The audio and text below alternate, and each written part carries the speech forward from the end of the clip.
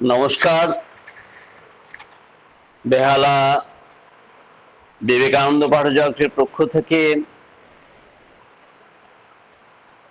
আগত সমস্ত সুধীজনকে আজকে আমাদের অনলাইন পাঠচক্রে স্বাগত জানাচ্ছি। আমরা সবাই জানি আজকের বিষয় স্বামী বিবেকানন্দ এবং জাতীয়তাবাদ। আমাদের পরম সৌভাগ্য যে আজকে আমাদের মধ্যে উপস্থিত আছেন শ্রদ্ধেয় স্বামী বেদনিষ্ঠানন্দ মহারাজ, জেনেভাস্থিত বেদান্ত সেন্টারের যে স্পিরিচুয়াল হেড হিসেবে কার্যরত। ওনার সঙ্গে আমার পরিচয় হয়েছিল Ramakrishna mission institute of culture গোলপার্কে। এছাড়া উনি আমাদের পাঠচক্রের আয়োজিত একটি অনলাইন আলোচনা সভায় বক্তা হিসেবেও একবার উপস্থিত ছিলেন। তা এখন উনি জেনেভাতে আছেন। সুদূর ইউরোপে থাকলেও যেহেতু আন্তর্জালে আমরা সারা বিশ্ব একই প্রায় হয়ে আছি,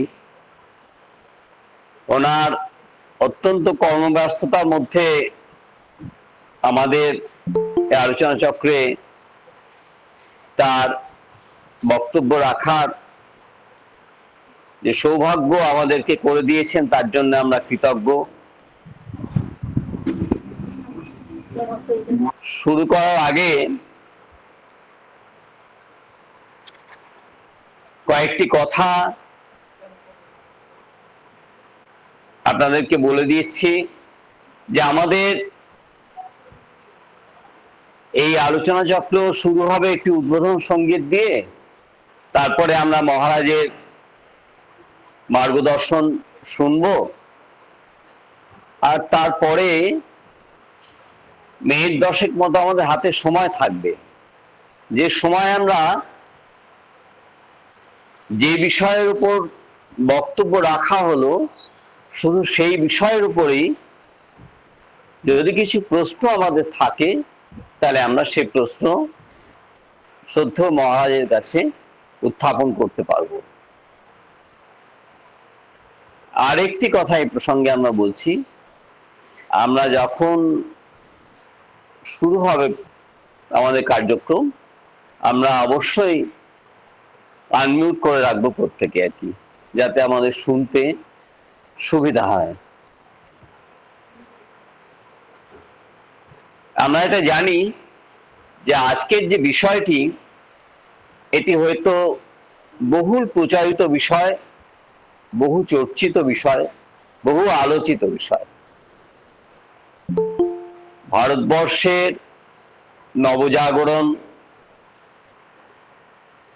ঘুমন্ত মৃতপ্রায় ভারতবর্ষের নবসঞ্জীবনী, যে সিংহ বিক্রমে জেগে ওঠা, আর ভারতবর্ষের জাতীয়তাবাদী আন্দোলনের প্রেরণা পুরুষ হিসেবে স্বামীজির আবির্ভাব, এটি আমরা সবাই জানি কম বেশি। তা সত্ত্বেও স্বামীজির কাছ থেকে আমরা আজকে বিস্তারিতভাবে তার বিভিন্ন দিক, বিভিন্ন দৃষ্টিকোণ নিয়ে যে আলোচনা শুনতে আমরা অত্যন্ত ব্যগ্র হয়ে আছি। আর এই আলোচনা চক্রটি সঞ্চালনা করবে আমাদেরই পাঠচক্রের সদস্য অন্বেষা সরকার। অন্বেষা, নমস্কার, সকলকে জানাই শুভ সন্ধ্যা। আমরা আজকে সকলে সমবেত হয়েছি বিবেকানন্দ পাঠচক্র আয়োজিত মাসিক অনলাইন আলোচনা সভায়। এখানে আমাদের মধ্যে উপস্থিত রয়েছেন স্বামী বেদনিষ্ঠানন্দ মহারাজ। আজকে তিনি আমাদের মধ্যে আলোচনা করবেন স্বামীজি ও জাতীয়তাবাদ সম্পর্কে। অনুষ্ঠান সূচি আমরা ইতিমধ্যে জানতে পেরেছি, তাই সরাসরি অনুষ্ঠান শুরু করব উদ্বোধনী সঙ্গীতের মাধ্যমে। আমাদের মধ্যে আজ উদ্বোধনী সঙ্গীত পরিবেশন করবেন বিবেকানন্দ পাঠচক্রের সদস্যা সায়ন্তিকা মণ্ডল। মহারাজকে আমার প্রণাম জানাই এবং সকল সদস্যদের আমি আমার প্রণাম জানিয়ে আমার গান শুরু করছি। ভারত আমার ভারতবর্ষ, স্বদেশ আমার স্বপ্ন গো, তোমাতে আমরা লোভিয়া জনম, ধন্য হয়েছি ধন্য গো। ভারত আমার ভারতবর্ষ, স্বদেশ আমার স্বপ্ন গো, তোমাতে আমরা লোভিয়া জনম, ধন্য হয়েছি ধন্য গো। কিরীটধারিণী তুষার শৃঙ্গে সবুজে সাজানো তোমার দেশ, তোমার উপমা তুমি তোমা, তোমার উপমা তুমি তোমা, তোমার রূপে নাহি তো শেষ। সঘন গহন তমসা সহসা আসে যদি নেমে আকাশে তোর, হাতে হাত রেখে মিলি একসাথে আমরা নিব নতুন ভোর। ভারত আমার ভারতবর্ষ, স্বদেশ আমার স্বপ্ন গো, তোমাতে আমরা লোভিয়া জনম, ধন্য হয়েছি ধন্য গো। শক্তিদায়িনী দাও শক্তি, ঘুচাও দীনতা ভীরু আবেশ, আধার রজনী ভয় কি জননী, আধার রজনী ভয় কি জননী, আমরা বাঁচাবো এ মহাদেশ। রবীন্দ্রনাথ বিবেকানন্দ বীর সুভাষের মহান দেশ, নাহি তো ভাবনা করি না চিন্তা, হৃদয় নাহি তো ভয়ের লেশ। ভারত আমার ভারতবর্ষ, স্বদেশ আমার স্বপ্ন গো, তোমাতে আমরা লোভিয়া জনম, ধন্য হয়েছি ধন্য গো, ধন্য হয়েছি ধন্য গো, ধন্য হয়েছি ধন্য গো। নমস্কার। অনেক ধন্যবাদ। আমরা শুনলাম উদ্বোধনী সঙ্গীত। এবার মহারাজকে অনুরোধ করব আপনার বক্তব্য পেশ করতে।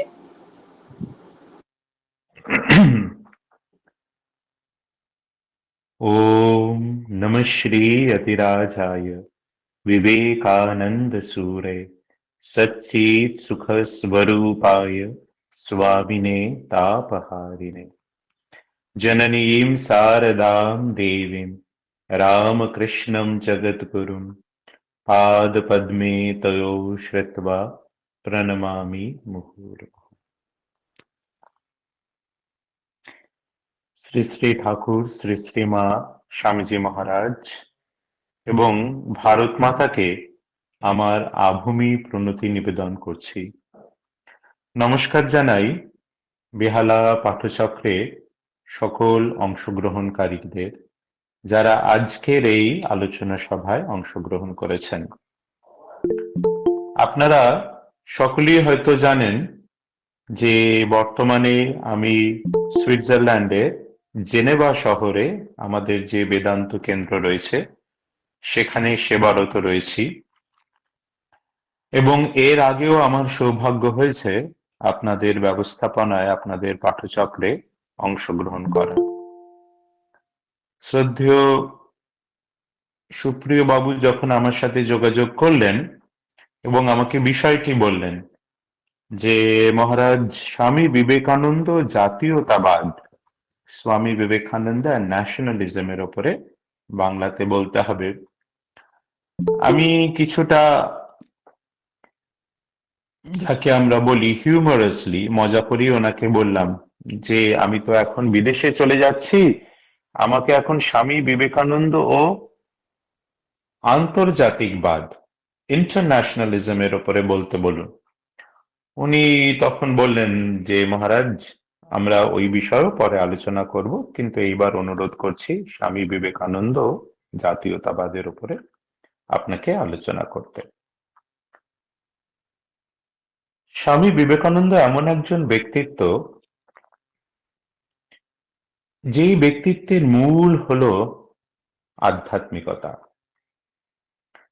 এবং স্বামী বিবেকানন্দের এই আধ্যাত্মিকতার আলোকে আমরা যদি জাতীয়তাবাদকে দেখি, আন্তর্জাতিকবাদকে দেখি, যা কিছুই আমরা দেখি, আমরা দেখব যে সেই সমস্ত কিছুর মধ্যে একটি সুর খুব স্পষ্ট হয়ে উঠছে, এবং সেই যে মূল সুর স্বামী বিবেকানন্দের, যাকে একটু আগে উল্লেখ করলাম যে আধ্যাত্মিকতা, তা হলো আমাদের সকলের অন্তরে যে পূর্ণতা রয়েছে সেটিকে আমাদের জীবনের সকল কিছুর মধ্যে প্রকাশ করতে হবে।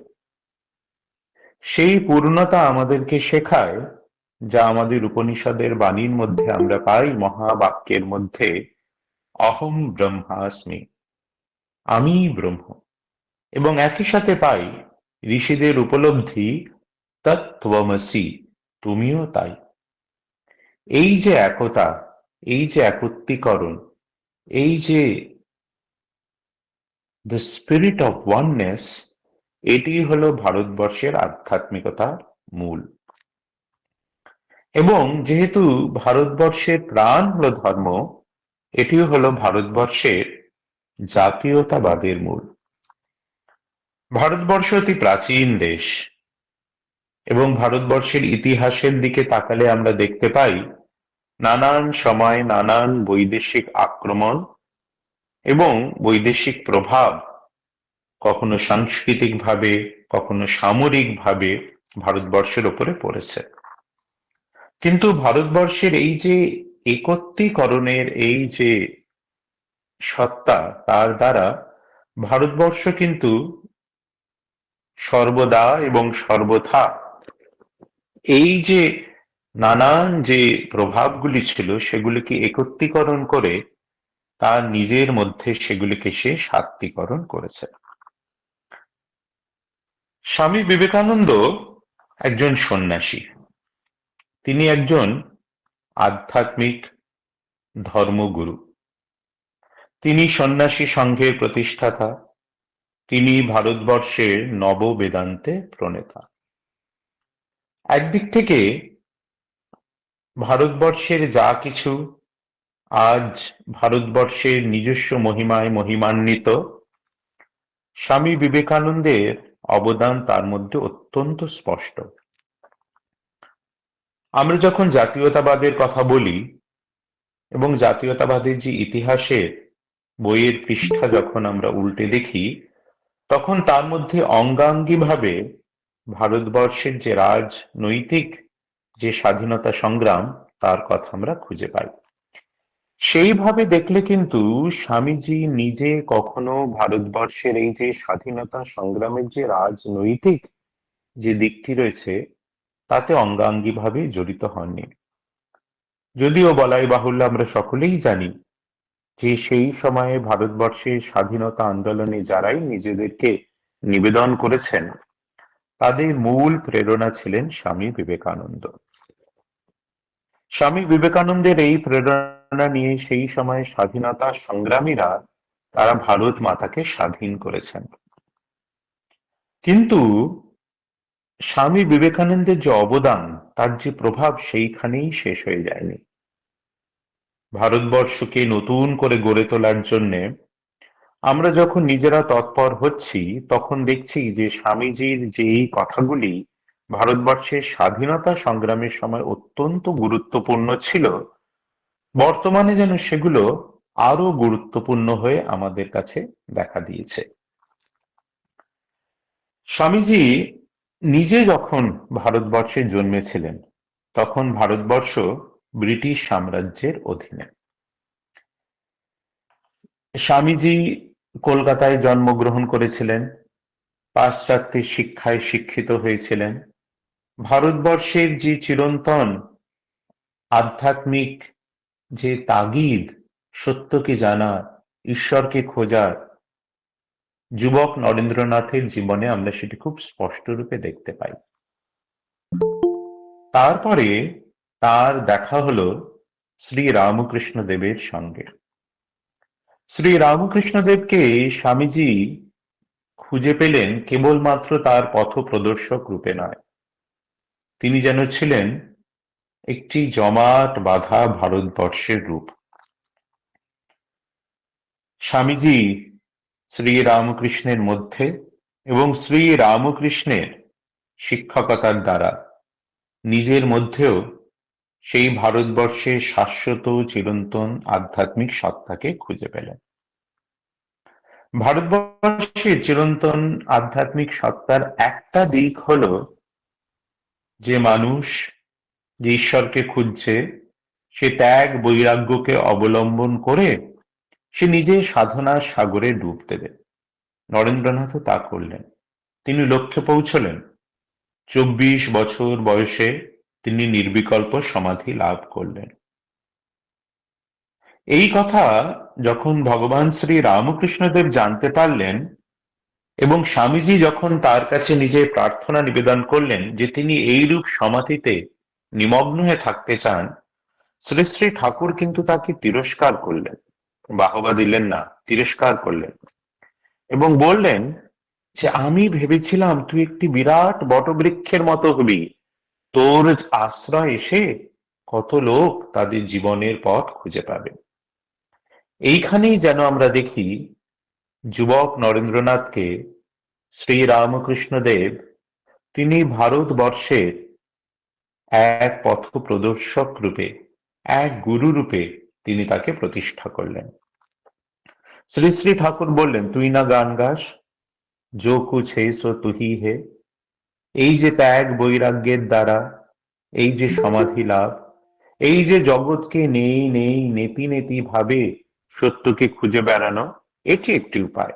কিন্তু বললেন এর থেকেও বড় উপায় রয়েছে, এবং সেটি হলো ইতি ইতি করে জগতের মধ্যে ঈশ্বরকে খোঁজা। স্বামীজি সেই কথা শুনলেন। শ্রী শ্রী ঠাকুরের মহা সমাধির পর স্বামীজি যেন সকলের মধ্যেই যে ঈশ্বর রয়েছে তাকে খুঁজতে বেরোলেন তার পরিব্রাজক জীবনের মধ্যে। শ্রী শ্রী ঠাকুর বলেছিলেন সকলের মধ্যে ঈশ্বর আছেন।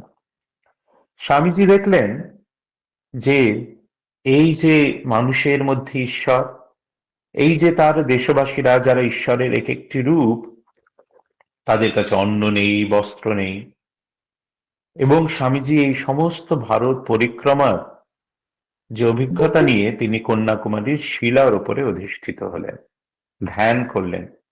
ধ্যান সন্ন্যাসী রূপে আত্মা তার বিষয় ছিল না, সন্ন্যাসী রূপে পরমাত্মা তার বিষয় ছিল না।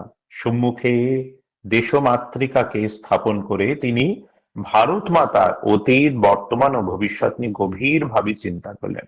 স্বামীজি নিজে বলছেন, and then I hit over a plan. কিছু কথা তার কাছে স্পষ্ট হলো। সেই কথাগুলি কি? প্রথমত, ভারতবর্ষে প্রাণ হলো ধর্ম। দ্বিতীয়ত, সেই ধর্মকে ঠিক মতন গ্রহণ না করাতেই ভারতবর্ষের এই অবনতি। তৃতীয়ত, ভারতবর্ষের এই যে চিরন্তন ধর্ম, তা সমাজ থেকে বৈদেশিক প্রভাবে তা ধীরে ধীরে লুপ্ত হয়েছে, কিন্তু ভারতবর্ষের চিরন্তন যে ত্যাগী সম্প্রদায়, সন্ন্যাসী সম্প্রদায়, তাদের সাধনা পুত জীবনের গভীরে সেই সেই ভারতবর্ষের আধ্যাত্মিকতার বীজ এখনো লুকিয়ে রয়েছে। স্বামীজি তিনি বুঝলেন যে এখন পর্যন্ত ভারতবর্ষের সন্ন্যাসীরা ভারতবর্ষের সমাজ থেকে গ্রহণ করেছে, কিন্তু এখন সময় এসেছে ভারতবর্ষের এই সন্ন্যাসী সম্প্রদায়কে ভারতবর্ষের সমাজের মধ্যে ফিরে আসতে হবে, ভারতবর্ষের পুনর্জাগরণের জন্য, ধর্মের পুনঃস্থাপনের জন্য। তিনি নিজে সন্ন্যাসী সংঘ স্থাপন করলেন এবং তার আদর্শ ডাকলেন আত্মনমোক্ষার্থম জগদ্ধিতায় চ, নিজের মঙ্গল এবং জগতের কল্যাণ। স্বামীজি বললেন এই যে নিজের মঙ্গল, ত্যাগ এবং জগতের কল্যাণ সেবা, যেটি আমরা রামকৃষ্ণের সঙ্গে আদর্শের মধ্যে খুঁজে পাই, এটিও কিন্তু উপনিষদেরই বাণী। এর আগে যে উল্লেখ করেছিলাম মহাবাক্য অহম ব্রহ্মাস্মি, সেইটি হলো আত্মনমোক্ষার্থমেরই যেন একটি সমার্থক রূপ। আর তত্ত্বমসি, তুমিও তাই, এটি হলো জগদ্ধিতায় চ, তারই একটি সমার্থক রূপ। স্বামীজি বললেন ভারতবর্ষের আদর্শ হলো, জাতীয় আদর্শ হলো ত্যাগ ও সেবা। সে অহম ব্রহ্মাস্মি, আত্মনমোক্ষার্থম ও ত্যাগ, তত্ত্বমসি, জগদ্ধিতায় চ ও সেবা। স্বামীজি কিন্তু এই যে সন্ন্যাসী সম্প্রদায়ের এই যে আদর্শ আত্মনমোক্ষার্থম জগদ্ধিতায় চ, এটি কিন্তু একই সাথে তিনি দেশের সামনে স্থাপন করলেন। তিনি বললেন renunciation and service are the twin ideals of our motherland. ত্যাগ ও সেবা আমাদের জাতীয় আদর্শ। তাই এই দিক থেকে দেখলে আমরা দেখব যে স্বামীজির এই যে জাতীয়তাবাদী স্বামীজির যে অবদান, এই অবদান কিন্তু রাজনৈতিক ক্ষেত্রে নয়, বৈদেশিক আক্রমণকে রুখে দাঁড়ানো বা বৈদেশিক আক্রমণকে পরাজিত করা বা বৈদেশিক আক্রমণের থেকে নিজের ভারত মাতৃকার, দেশমাতৃকার স্বাধীনতাকে সংগ্রাম করে ছিনিয়ে নেওয়া, এটি কিন্তু স্বামীজির জাতীয়তাবাদের মূল কথা না। স্বামীজির জাতীয়তাবাদের মূল কথা হলো আত্মশ্রদ্ধা। এখনো অনেক সময় আমরা দেখতে পাই যে আমাদের মধ্যে জাতীয়তাবাদের এই যে স্পৃহা কিছুটা উত্তেজনা রূপে যেন সেটি জেগে ওঠে যখন আমাদের এই জাতীয়তাবাদের সামনে কিছু বৈপরীত্য দেখা যায়, কিছু বিপরীত শক্তি আমাদের সামনে মাথা চারা দিয়ে ওঠে। অন্য কোনো প্রতিবেশী দেশের সঙ্গে যখন আমাদের কোনো সামরিক সংগ্রাম হয় বা হয়তো কোনো খেলার প্রাঙ্গণে যখন আমাদের দেখা হয়, তখন আমাদের সমাজের মধ্যে আমরা বিশেষ করে দেখতে পারি যেন একটা জাতীয়তাবাদের একটা উত্তেজনা, একটা উন্মাদনা। এই যে উত্তেজনা, এই যে উন্মাদনা, এইটি কিন্তু স্বামীজির জাতীয়তাবাদ নয়। স্বামীজির জাতীয়তাবাদ কিন্তু অন্যকে ছোট করে নিজেকে বড় হওয়াও নয়। স্বামীজির জাতীয়তাবাদ হলো আত্মশ্রদ্ধা, নিজের পায়ে দাঁড়ানো, এবং সেটি কিন্তু স্বামীজি শেখালেন। স্বামীজি প্রথমত ভারতবাসীকে তাদের যে অতীত, তার সম্বন্ধে তিনি তাদেরকে ওয়াকিবহাল করলেন।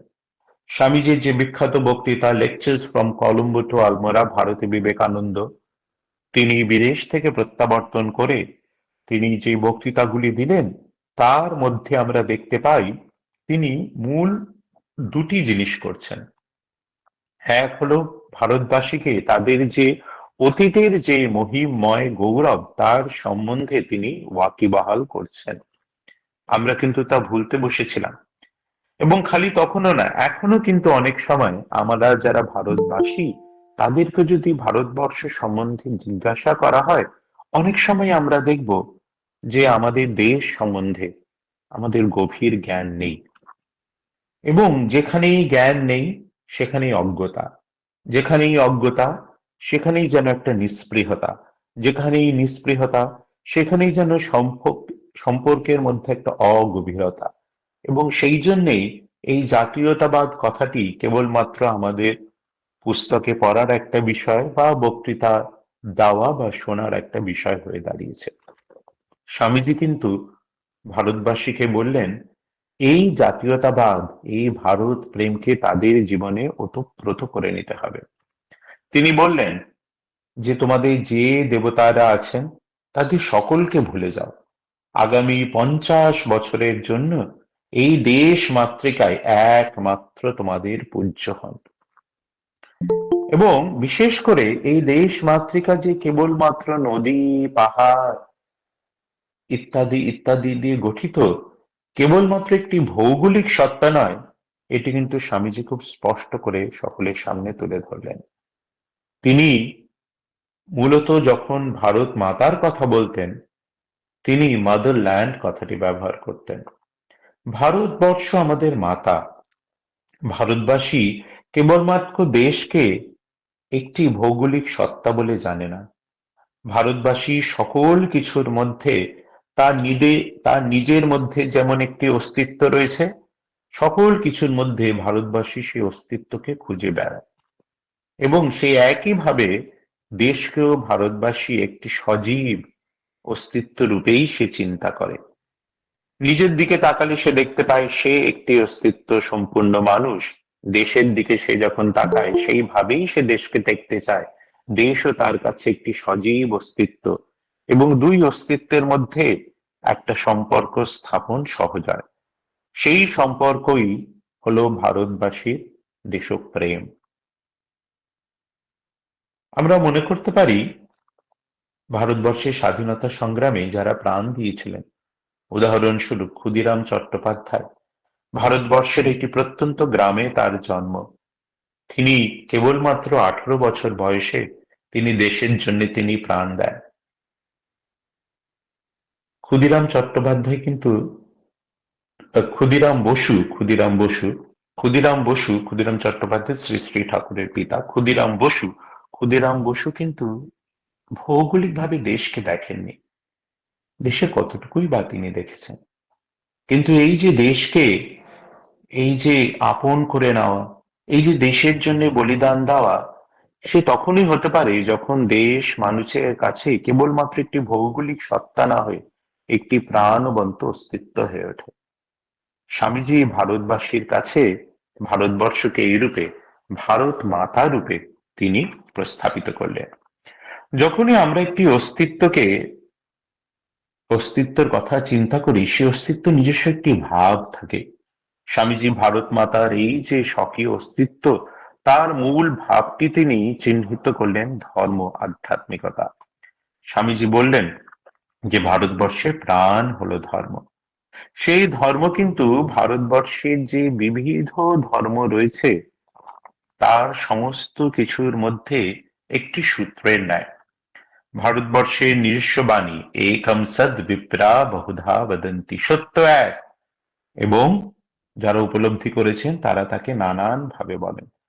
স্বামীজি যখন ভারতবর্ষের প্রাণ, ভারতবর্ষের ধর্ম বললেন, তখন কিন্তু স্বামীজি এই ভারতবর্ষের যে বিবিধ ধর্ম রয়েছে সেইগুলিকে একত্রীকরণের কথা বলেনি। স্বামীজি বলেছেন ইউনিটি ইন ডাইভার্সিটির কথা। স্বামীজি বলেছেন ধর্ম সমন্বয়বাদের কথা। এবং এই ধর্ম সমন্বয়বাদ স্বামীজি দেখেছেন সম্ভব তার গুরু শ্রী রামকৃষ্ণ দেবের মধ্যে। তাই স্বামীজি এই যে ভারতবর্ষকে ডাক দিলেন, তাকে নিজের প্রতি আত্মশ্রদ্ধাশীল হতে বললেন। এই যে ভারতবর্ষকে তিনি ডাক দিলেন এবং ভারত মাতাকে মাতা রূপে তাকে ভালোবাসতে, সেবা করতে শেখালেন, সেইটি আমরা দেখি যে স্বামীজি যখন বিদেশে নানান স্থানে গিয়েছেন, তিনি ভারতবর্ষের যে মহান দিকটি সেটি তুলে ধরেছেন। স্বামীজির যে lectures from Colombo to Almora যেটি রয়েছে, সেখানে আমরা যদি দেখি তাহলে আমরা দেখব যে স্বামীজি কোনো কোনো স্থানে অত্যন্ত তীব্রভাবে তিনি ভারতবাসীর সমালোচনা করছেন, ভারতবাসীকে তিরস্কার করছেন। ভারতবাসী ভারত সন্তান রূপে তার যে দায়িত্ব সম্বন্ধে অপারগ, সেটি সম্বন্ধে তাকে তিনি খুব তীব্রভাবে, কিছুটা তিরস্কারের সাথে তিনি তাকে সেটা স্মরণ করিয়ে দিচ্ছেন। কিন্তু একই সাথে আমরা দেখব স্বামীজি বিদেশে যখন ভারতের কথা বলছেন, তখন কিন্তু কোথাও ভারতের কোনো দুর্বলতার কথা স্বামীজি উল্লেখ করছেন না। স্বামীজি সব সময় অন্যের কাছে, যারা ভারতবাসী নয়, তাদের সামনে ভারতবর্ষের যে মহান দিকটি সেটিই তুলে ধরেছে। এবং ভারতবাসী যারা, তাদেরকে ভারতবর্ষের যে মহান দিকটি সেটি সম্বন্ধে তিনি সজাগ করেছেন, এবং একই সঙ্গে তিনি তাদের মনে করে দিয়েছেন তাদের কর্তব্যের কথা। সেই জন্য আমরা দেখি স্বামীজি যখন শিকাগোতে ধর্ম মহাসভায় গেলেন, তিনি ভারতের যে অন্তঃসত্ত্বা, আধ্যাত্মিক সত্তা, সেইটি তিনি সকলের সামনে তুলে ধরলেন। ভারতবর্ষের নানান সমস্যা, এবং সেই সমস্যা অতীতেও ছিল, বর্তমানেও আছে, ভবিষ্যতেও থাকবে। কেবলমাত্র সমস্যা ভারতবর্ষেরই নয়, এই জগতের মধ্যেই যেখানে যা কিছু রয়েছে সকলই কিছু ভালো মন্দে মিশে। ভারতবর্ষে যে সমস্যাগুলি রয়েছে তার সমাধানের জন্য স্বামীজি একটি জিনিসের উপর অত্যন্ত গুরুত্ব দিয়েছেন, এবং সেটি হলো শিক্ষা, এডুকেশন। স্বামীজি বলছেন, education is the panacea of all the problems of India. একবার ভগিনী নিবেদিতা স্বামী বিবেকানন্দকে জিজ্ঞাসা করছেন, এই যে নানান লোকে নানা সমাজ সংস্কার করছে, আপনার কি মত এই সম্বন্ধে? স্বামীজি সেই দিন সন্ধ্যাবেলা ওই আলোচনাতে বললেন, হ্যাঁ, তারা ভালোই করছে। ভগিনী নিবেদিতা ভাবলেন, এই বুঝি স্বামীজির সমাজ সংস্কার সম্বন্ধে তার মত। কিন্তু পরের দিন সকালবেলা যখন ভগিনীর সঙ্গে স্বামীজির দেখা হলো, স্বামীজি নিজেই সেই প্রসঙ্গটির উত্থাপন করলেন, এবং অত্যন্ত তীব্রভাবে তিনি বললেন যে আমি ওদের কারুর সঙ্গে একমত নই। ভগিনী ব্যগ্র হয়ে শুনছেন স্বামীজি কি বলেন। স্বামীজি বললেন, প্রত্যেকে চাইছে তাদের স্বপ্নের ভারতবর্ষকে বাস্তবায়িত করতে, but let the growth be from within. ভবিষ্যতের যে ভারতবর্ষ, তাকে যারা গড়বে তাদেরকে শিক্ষিত করতে হবে, তাদেরকে ভারত চেতনাতে প্রবুদ্ধ করতে হবে, এবং ভবিষ্যতের ভারত গড়ার জন্য বর্তমানে যে ভারতবাসী, যারা যুবক, যারা যুবতী, যারা ভবিষ্যতের ভারতবর্ষের কর্ণধার হবে, তাদের উপরে দায়িত্ব ছেড়ে দিতে হবে।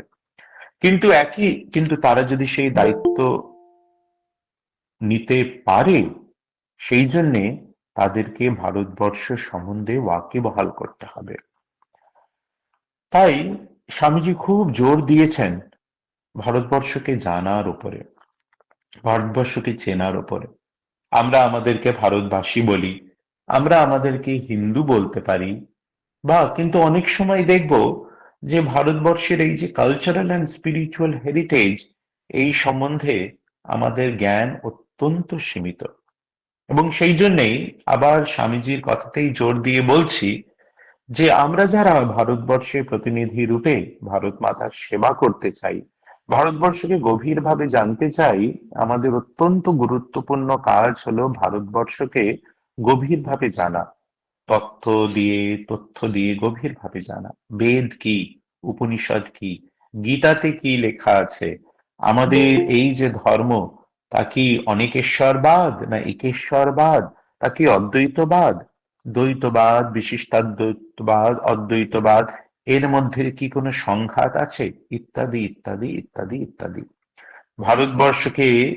ভারতবর্ষের যে ভবিষ্যৎ প্রজন্ম এবং যে সমগ্র বিশ্ব রয়েছে, তার সামনে যদি তুলে ধরতে হয়, ভারতবর্ষের মহিমাকে সকলের সামনে যদি নিয়ে যেতে হয়, তাহলে কিন্তু আমরা যারা ভারতবর্ষী, আমাদেরকে এই ভারতবর্ষ সম্বন্ধে যে জ্ঞান রয়েছে, যে তথ্যমূলক জ্ঞান রয়েছে, সেগুলি জানা অত্যন্ত জরুরি।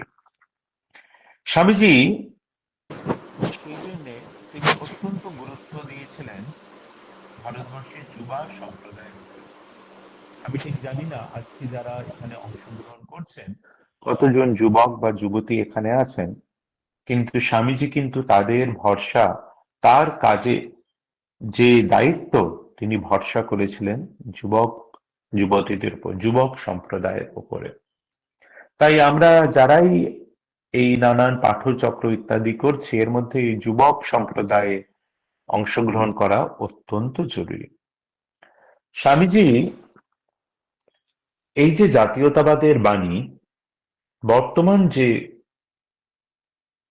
ভারতবর্ষ, তাতে তার প্রাসঙ্গিকতা কি? বর্তমান সময়ে টেকনোলজির দ্বারা আমরা সকলে একে অপরের সঙ্গে যুক্ত, এবং ভারতবর্ষ সম্বন্ধে যে নানান তথ্য রয়েছে মানুষ সহজেই তার টেকনোলজির দ্বারা নেট ইত্যাদিতে জানতে পারে। কিন্তু এই দেশে আসার পর, সুইজারল্যান্ডে আসার পর বিশেষ করে আমি খুঁজছিলাম যে নেট ইত্যাদিতে ভারতবর্ষের যে আধ্যাত্মিক সংস্কৃতি রয়েছে, ভারতবর্ষের যে নানান দিকগুলো রয়েছে, সেই সম্বন্ধে নেটেতে নানান কিছু আমি খুঁজছিলাম, এবং কিছুটা আশাহত হয়েই আমি দেখলাম যে বিশ্ববাসীর সামনে ভারতবর্ষকে তুলে ধরার জন্য তেমন করে কিন্তু ভারতবাসী তৈরি নেই। আমরা যেন কিছুটা নিজেদের জগতেই নিজেরাই হারিয়ে রয়েছি, এবং এই বেশ ভালো আছি এরকম একটা ভাব নিয়ে আমরা চলছি। ভারতবর্ষকে বিশ্ববাসীর সামনে তুলে ধরার জন্য আমাদেরকে কিন্তু কেবলমাত্র নিজেদের মধ্যে আলোচনা না করে সেই আলোচনা বস্তুগুলো বৃহত্তর জনসমাজের সামনে আমরা যাতে রাখতে পারি, সেইটি করতে হবে। আপনারা যারা পাঠচক্রে অংশগ্রহণ করেন, বিশেষ করে পাঠচক্রের ব্যবস্থাপক যারা, তাদেরকে আমি এটি অনুরোধ করব। বেহালায় আপনারা যেখানে থাকেন সেখানে পাঠচক্রে যারা অংশগ্রহণকারী, কেবলমাত্র তাদের মধ্যে আলোচনা না রেখে বিশেষ করে ছাত্র ছাত্রীদের মধ্যে, বিদ্যালয় কলেজে ইত্যাদিতে এই যে ভারতবর্ষ সম্বন্ধে যে সাধারণ জ্ঞান এবং গভীর জ্ঞান, এই কাজটিকেও কিন্তু ধীরে ধীরে তুলে আনতে হবে। স্বামীজি ভারতবর্ষের যে জাতীয়তাবাদের মূল একটি কথা তিনি বলেছেন, সেটি হলো সেবা। ভারতবর্ষে চিরন্তন আদর্শ হলো সেবা। সেই জন্যে ভারতবাসীর কথা আমরা যখন বলবো, তখন এই সমগ্র ভারতবাসীকে এক সঙ্গে ভেবে তাদের কল্যাণের কথা চিন্তা করে আমাদেরকে ভারতবর্ষকে এগিয়ে নিয়ে যেতে হবে। স্বভাবতই ভারতবর্ষের মধ্যে নানা আঞ্চলিকতার প্রভাব রয়েছে, ভাষাগত দিক থেকে, সংস্কৃতিগত দিক থেকে ইত্যাদি ইত্যাদি ইত্যাদি। এটি যেমনি ভারতবর্ষের একটি শক্তির দিক, এটি ভারতবর্ষের একটি দুর্বলতার দিক। তাই আমাদেরকে ধীরে ধীরে আমাদের এই যে পাঠচক্রের মাধ্যমে অন্যান্য যে পাঠচক্র রয়েছে, অন্যান্য প্রদেশে যারা রয়েছে, তাদের সঙ্গে যুক্ত হতে হবে। কেবলমাত্র একটি পাঠচক্রে জাতীয়তাবাদের আলোচনা আরম্ভ করে যদি সেখানেই শেষ হয়ে যায়, তাহলে কিন্তু আমাদের স্বামীজির এই জাতীয়তাবাদের যে ধারণা, তা কার্যে পরিণত করা হলো না। এবং ভারতবর্ষ ধীরে ধীরে পরিবর্তিত হচ্ছে। আমরা যখনই ভারতবর্ষ নিয়ে আলোচনা করি, আমরা ভারতবর্ষের অতীত নিয়ে আমরা গর্ব করি। ভারতবর্ষের যে মহান অতীত, সেইটি নিয়ে আমরা আলোচনা করি।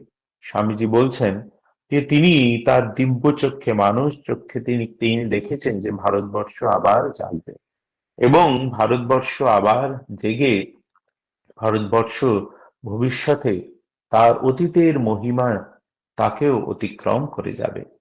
সেই দায়িত্ব স্বামীজি আমাদের সকলের ওপরে দিয়ে গিয়েছেন। তাই এই আলোচনা শেষে এই প্রার্থনা করব যে স্বামীজির জাতীয়তাবাদ এর আলোচনাতে আমরা যেন ভারতবর্ষের যে সংস্কৃতি রয়েছে সেই সম্বন্ধে সজাগ হই। আমরা যেন ভারতবাসী রূপে নিজেদের আত্মশ্রদ্ধা জাগাতে পারি। আমরা ভারতবর্ষের যে মূল বাণী ত্যাগ ও সেবা, তাতে যেন নিজেদেরকে পুষ্ট করতে পারি। আমরা যেন ভারতবর্ষের যে ভবিষ্যৎ প্রজন্ম, তাদের মধ্যে এই ভারত প্রেমকে ধীরে ধীরে তাদের মধ্যে জাগ্রত করতে পারি। আমরা যেন ভারতবর্ষের এই যে আধ্যাত্মিক এবং এই যে সাংস্কৃতিক যে সম্পদ রয়েছে, তা বিশ্ববাসীর সামনে আমরা তুলে ধরতে পারি। স্বামীজির জাতীয়তাবাদের আলোচনা দিয়ে আমাদের এই কার্য শুরু হতে পারে, কিন্তু করণীয় আরো অনেক কিছু রয়েছে। ভবিষ্যতে যদি কখনো আপনাদের সঙ্গে আবার সাক্ষাৎ হয়, তাহলে এই সম্বন্ধে জানবার জন্য উৎসুক হয়ে থাকব যে স্বামীজির এই জাতীয়তাবাদের ধারণাগুলি আমরা ধীরে ধীরে কেমন করে কার্যে পরিণত করতে পেরেছি। শেষে স্বামীজি মহারাজ, শ্রী শ্রী মা, শ্রী শ্রী ঠাকুর এবং ভারত মাতার চরণে প্রণাম নিবেদন করে এই সমস্ত কাজগুলিকে আমরা যেন নিজেদের জীবনে নিজেদের জীবনকে এই কাজগুলি পূর্ণ করার জন্য আমরা নিজেদের জীবনকে নিবেদন করতে পারি, এই প্রার্থনা করি। ওম শান্তি শান্তি শান্তি। হরি ওম তৎসৎ। শ্রীরাম কৃষ্ণার্পণমস্তু। কিছু প্রশ্ন থাকলে করতে পারেন। মহারাজকে অনেক অনেক ধন্যবাদ। আমরা তার মহামূল্যবান বক্তব্য শুনলাম। এবার সকলের উদ্দেশ্যে বলছি, আমাদের হাতে এখনো বেশ খানিকটা সময় রয়েছে। আপনাদের যদি কারোর কিছু প্রশ্ন থেকে থাকে, আপনারা তা চ্যাট বক্সে লিখতে পারেন বা আনমিউট করেও বলতে পারেন। আমি ইচ্ছা করেই প্রশ্নোত্তরের জন্য সময়টা একটু বেশি রেখেছি, যাতে এখানে অনেকে আছেন, তো আমি যাতে একটু প্রশ্নোত্তরে মানে প্রশ্নের উত্তর দিতে পারি, সেই জন্য আমি ইচ্ছা করেই সময়টা একটু বেশি রেখেছি। প্লিজ আপনারা। মহারাজ, আমার একটা কথা আছে, প্রণাম জানাচ্ছি আপনাকে। তা এই যে নমস্কার। হ্যাঁ, আজকে আমরা ভারতবর্ষের দুটো তিনটে দিক দেখতে পাই। একটা দিকে দেখছি বেশ খানিকটা উন্নতি হয়েছে, বিশেষ করে বিজ্ঞান এবং টেকনোলজির দিক থেকে, কিন্তু আবার অন্যদিকে দেখছি যে অনেক ভারতবর্ষের জনসংখ্যা তো এখন মানে সবচেয়ে বেশি গোটা পৃথিবীতে। প্রচুর মানুষ এখনো নিরন্ন অশিক্ষার অন্ধকারে তারা ডুবে আছে। এই এই জিনিসটা, এই যে দুটো গ্যাপ, সাংঘাতিক যে একটা গ্যাপ, ফারাক, এই ফারাক কি কোনোদিন মুছবে? যদি আমরা স্বামী বিবেকানন্দ জাতীয়তাবাদ নিয়ে তো আলোচনা করছি, আমরা যদি স্বামীজির কথায় বিশ্বাস করি, তাহলে স্বামীজি নিজে কিন্তু বলে গেছেন ভারতবর্ষ আবার জাগবে। এবং স্বামীজি বলছেন যে তিনি দেখেছেন, বলছেন do not think I imagine it, এটি মনে করো না আমি এটি কল্পনা করছি, আই সি ইট, আমি দেখতে পাচ্ছি। এবং স্বামীজি বলছেন যে ভবিষ্যতের ভারতবর্ষ অতীতের ভারতবর্ষের থেকেও অধিক মহিমান্বিত হবে। স্বামীজি তার যোগ চক্ষুতে এটি দেখেছেন। তাই ভারতবর্ষ আবার জাগবে। এবং আপনি ভারতবর্ষের এই যে পুনর্জাগরণ, তাতে ভারতবাসী রূপে, ভারত সন্তান রূপে যথাসাধ্য যদি তাতে আমরা আমাদের জীবনের এবং সেবার আহুতি দিতে পারি, আমরা নিজেদেরকে ধন্য মনে করব। তাই আমার মনে হয় যে আমরা যদি ভারতবর্ষের সামগ্রিক যে সমস্যা ইত্যাদির দিকে তাকাই, তাহলে কিন্তু সেটা খুব উদ্বেলিত আমাদেরকে করতে পারে। আমরা যেন কিছুটা হারিয়ে যাব যে এত বিশাল দেশ, তার এত সমস্যা, কেমন করে তার সমাধান হবে। কিন্তু আপনি যেখানে রয়েছি, আমাদের যেটুকু এসে গেছে। আমাদের যেটুকু ক্ষমতা রয়েছে, তার মধ্যে আমরা যথাসাধ্য যদি করতে পারি, তাহলে এই সম্মিলিত উপায় কিন্তু একটি পরিবর্তন আসবেই আসবে। স্বামী রঙ্গনাথানন্দজি মহারাজ বলতেন এনলাইটেন্ড সিটিজেনশিপ। আমরা প্রত্যেকে আমাদের যা কিছু দায়িত্ব ভারতবর্ষের নাগরিক রূপে, সেটি যেন আমরা করি।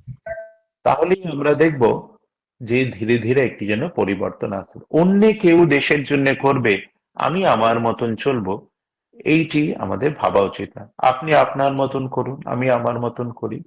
এরম ভাবেই সম্মিলিত প্রচেষ্টায় পরিবর্তন আসবে। পরিবর্তন কিন্তু আসছে, আপনার প্রশ্নের মধ্যেই আপনি বললেন পরিবর্তন আসছে। মাত্র ৭৫ বছর হয়েছে। হ্যাঁ, এত বছরে, সহস্র বছরে আমরা পরাধীন ছিলাম। ৭৫ বছরে আমরা কিন্তু অনেকখানি এগিয়ে গেছি। করার আরো অনেক কিছু রয়েছে, কেবলমাত্র আশাবাদী হলে হবে না, কিন্তু অনেক কিছু হয়েছে। আমি স্বামীজির কথার উপরে বিশ্বাস রাখি, ভারতবর্ষ জাগবে নিশ্চয়ই। ঋষি বাক্য তো মিথ্যে হওয়ার নয়, আমরাও ঠিক। সেই আশায় থাকবো।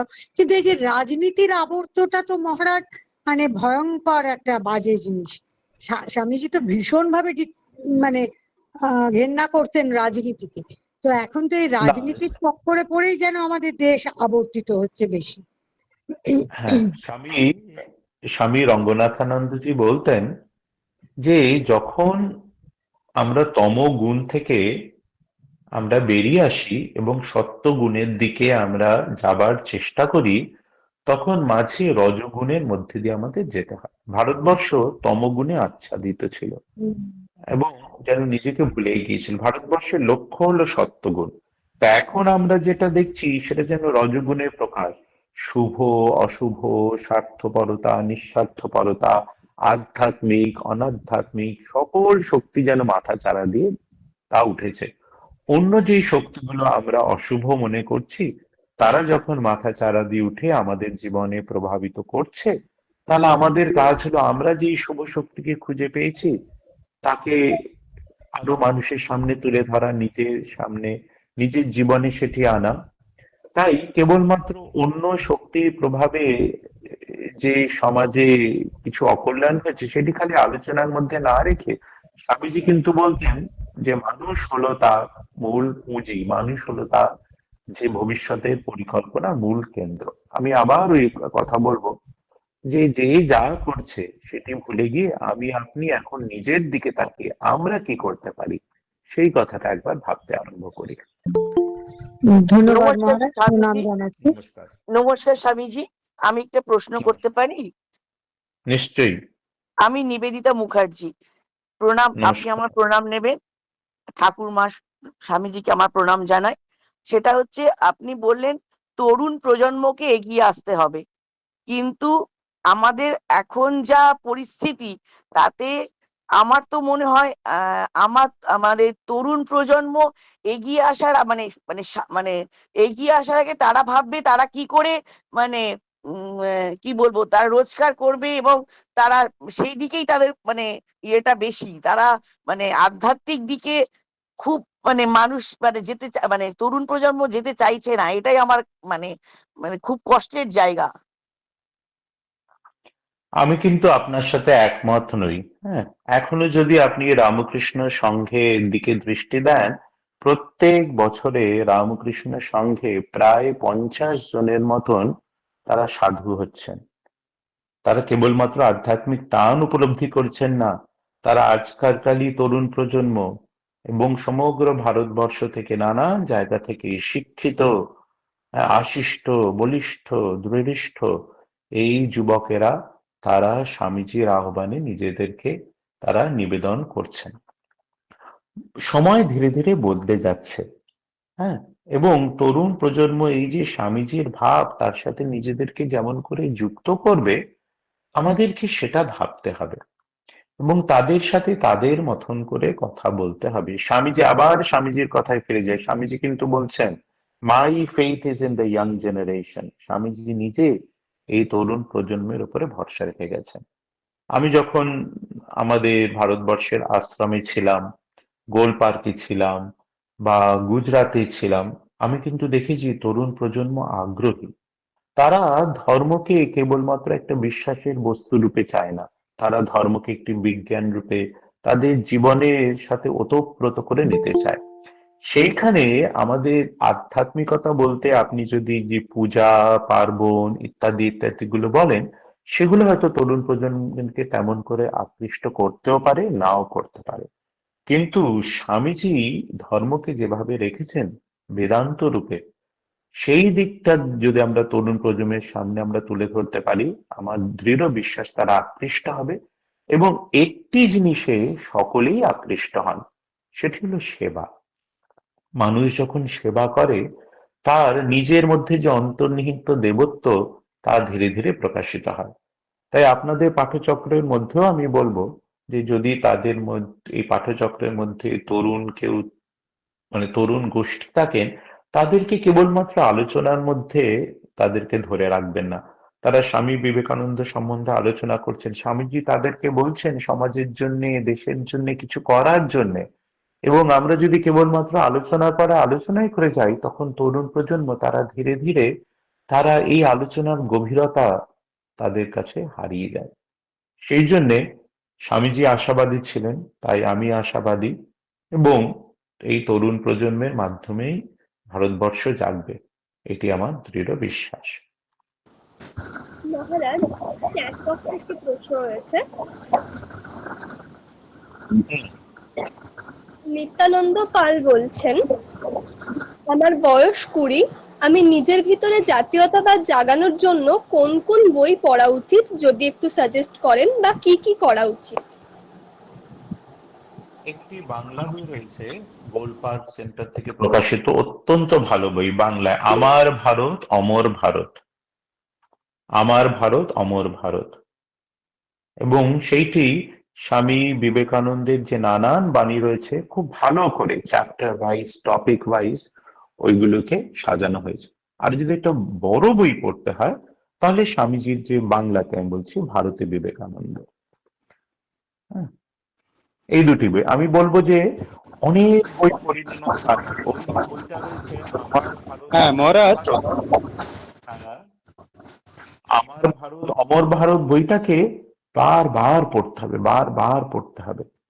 এবং খালি পড়ার জন্য পড়া নয়, যেন স্বামীজি ওটা আমাদেরকে বলছেন, স্বামীজি যেন আমাকে বলছেন, স্বামীজি যেন আপনাকে বলছেন, অমন করে বইটা পড়তে হবে। সে একেবারে অগ্নিময় বাণী হৃদয় স্পর্শ করবেই করবে। মহারাজ, আরেকটি প্রশ্ন রয়েছে। হ্যাঁ, পিয়ালি চক্রবর্তী বলছেন, আমি একজন কলেজ স্টুডেন্ট, স্বামীজির দেখানো পথে ভারতের জন্য কাজ করতে চাই। অনেকদিন ধরেই এরকম একটা ইচ্ছে আমার রয়েছে, কিন্তু কিভাবে কি করতে পারি সঠিকভাবে বুঝতে পারছি না। আপনার থেকে এ ব্যাপারে সাহায্য পেলে চেষ্টা শুরু করতে পারবো। আমার যেটা মনে হয় কাছাকাছি যদি রামকৃষ্ণ সংঘের কোনো কেন্দ্র থাকে বা এরকম পাঠচক্র থাকে তাদের সঙ্গে যুক্ত হন। সেই সুযোগ যদি না থাকে আপনার কলেজের যে প্রফেসর রয়েছে তাদের কাছে গিয়ে জিজ্ঞাসা করুন। এবং তাও যদি না থাকে তাহলে আমি বলবো আপনি ব্যক্তিগতভাবে যা কিছু করতে পারেন, স্বামীজির বই পড়ুন, স্বামীজির বই কিনে অন্যান্যদেরকে বিতরণ করুন। যদি স্বামীজি বলছেন যদি হৃদয়ে তাগিদ থাকে তাহলে তার প্রকাশ কার্যে হবেই হবে, হবেই হবে। হ্যাঁ, তাই যারা এমন কাজ করছেন রামকৃষ্ণ সঙ্গে সঙ্গে যুক্ত হতে পারেন। হ্যাঁ, রামকৃষ্ণ মঠ ও রামকৃষ্ণ মিশনের কোনো কেন্দ্রে গিয়ে সেখানে কথা বলুন। নানান জনে নানান কাজ করছে, বিশেষ করে কলকাতায় এবং পশ্চিমবঙ্গে তো অনেক কাজ হচ্ছে। হ্যাঁ, ওখানে সহজ এমন কোনো প্রতিষ্ঠান বা কোনো গোষ্ঠীর সঙ্গে যুক্ত হওয়া। নমস্কার মহারাজ। নমস্কার। নমস্কার। আমি একটি কলেজে পড়াই আসামে। হুম। এই ছোট ছোট বা আপনি যাদেরকে কথা বলছেন তাদেরকে নিয়েই আমার ওঠা বসা। আমার হুম একটি হুম হুম মানে আমি ঠিক শেয়ার করতে চাইছি বা আপনার কাছ থেকে আমি জানতে চাইছি, এই যে হুম সেবার কথা আপনি বলছেন সেটা তো আমি তখনই করব যখন আমার চেতনার রূপান্তর হবে, মানে আমি আমার থেকে আমি একটু যখন উপরে উঠবো, তাই নয় কি? না হলে কি পারবে না ছোট ছেলেমেয়েরা এগিয়ে আসতে? না, এখন আমাদের শ্রীমদ্ ভগবদ গীতায় 2য় অধ্যায় শেষে স্থিত প্রজ্ঞের লক্ষণ বলা হয়েছে। আচার্য শঙ্কর তার গীতা ভাষ্যে বলছেন যা সিদ্ধের লক্ষণ তা সাধকের সাধনা। আমার মধ্যে সেই সেবার ভাব জাগবে তবে আমি সেবা করব, সেটি নয়। সেবা করতে আরম্ভ করুন, কেন আমার মধ্যে যে অন্তর্নিহিত দেবত্ব রয়েছে ওটি অন্তরে রয়েছে, ওটিকে জাগাতে হবে। স্বার্থপরতায় ওটি যেন ঢাকা পড়ে গেছে, চাপা পড়ে গেছে। একটু নিঃস্বার্থ হন, একটু মানুষের জন্য চিন্তা করুন। হ্যাঁ, তাহলেই দেখবেন ওই অন্তর্নিহিত দেবত্ব যেন আকুল হয়ে নিজেকে প্রকাশ করার চেষ্টা করছে।